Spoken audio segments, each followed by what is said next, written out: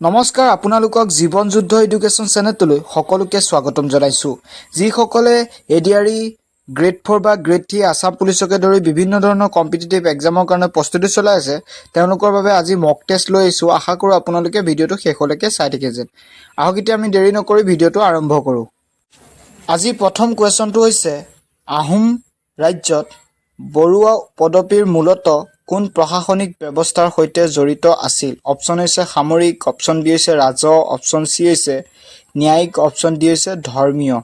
ইয়াৰ শুদ্ধ আনসাৰটো হৈছে option B ৰাজহ আছিল আকৌ নেক্সট কোৱেশ্যনটো হৈছে ভাৰতীয় সংবিধানত কোনটো অনুচ্ছেদে সমতা অধিকাৰৰ মূল ভিত্তি স্থাপন কৰে অপচন হৈছে আৰ্টিকল 12 অপচন বি হৈছে আৰ্টিকল 14 অপচন সি হৈছে আৰ্টিকল 19 অপচন ডি হৈছে আৰ্টিকল 21 ইয়াৰ শুদ্ধ আনসাৰটো হৈছে অপচন সি আৰ্টিকল 19 আকৌ নেক্সট কোৱেশ্যনটো হৈছে অসমৰ কোনখন নদী ব্ৰহ্মপুত্ৰ উত্তৰ পাৰৰ প্ৰধান উপনদী অপচন হৈছে কপিলী অপচন বি হৈছে ধনশিৰি অপচন সি হৈছে সোৱণশিৰি অপচন ডি হৈছে দিখৌ ইয়াৰ শুদ্ধ আনসাৰটো হৈছে অপচন সি সোৱণশিৰি আছিল 4 নম্বৰ কোৱেশ্যনটো হৈছে ইয়াণ্ডাবু সন্ধি কোন চনত হৈছিল অপচন হৈছে 1824 চনত অপচন বি হৈছে 1826 চনত অপচন সি হৈছে 1830 চনত অপচন ডি হৈছে 1832 চনত ইয়াৰ শুদ্ধ আনসাৰটো হৈছে অপচন বি 1826 চনত আকৌ নেক্সট কোৱেশ্যনটো হৈছে ভাৰতৰ প্ৰথম পঞ্চবাৰ্ষিক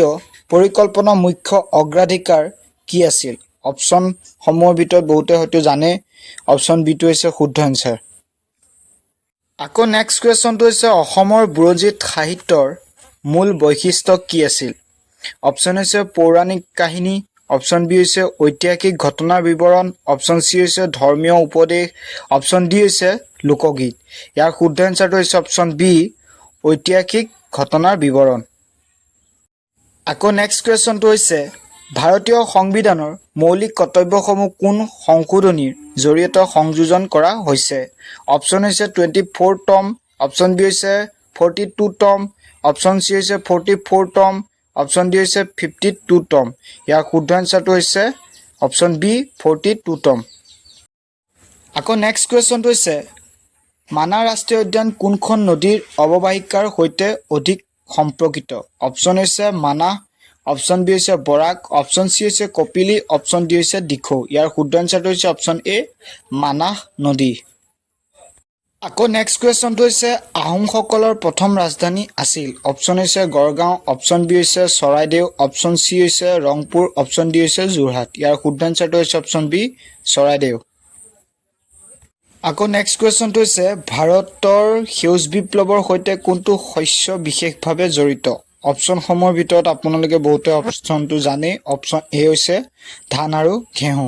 বাবে বিখ্যাত আজি মক টেষ্টটোত কিমান পালে আপোনালোকে কমেন্ট কৰিবলৈ নাপাহৰিব আজি ভিডিওটো চাই কেনে পালে যদি ভাল লাগিছে চেনেলটো সাবস্ক্ৰাইব লাইক শেয়াৰ কৰিবলৈ নাপাহৰিব এনে ধৰণৰ MCQ আপোনালোকৰ বাবে